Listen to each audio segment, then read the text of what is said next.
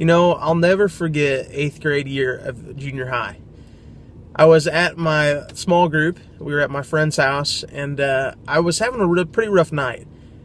See, I was trying to fit in. I was trying to become friends with different people, and really I hadn't discovered who I was yet.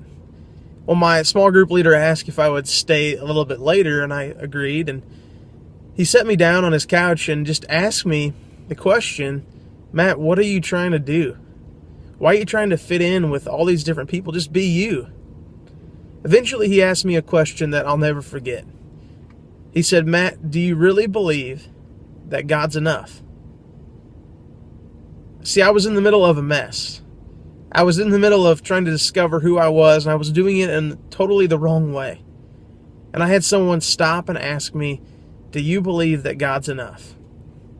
See, your students, they're in a mess, whether they know it or not. Many of them haven't discovered who Jesus really is. Many of them are trying to figure out if he's really real.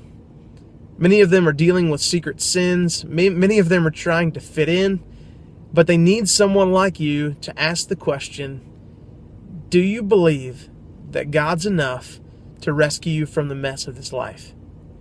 The book of Judges is the gospel. It's what it is. Israel sins, God redeems. Your students need to hear the good news of Jesus tonight. But they also need to hear your discovery of that question, do you really believe God's enough? Spend today reflecting on a time in your life when you've been in the midst of a mess and you've had to answer that question, do you believe that God's enough?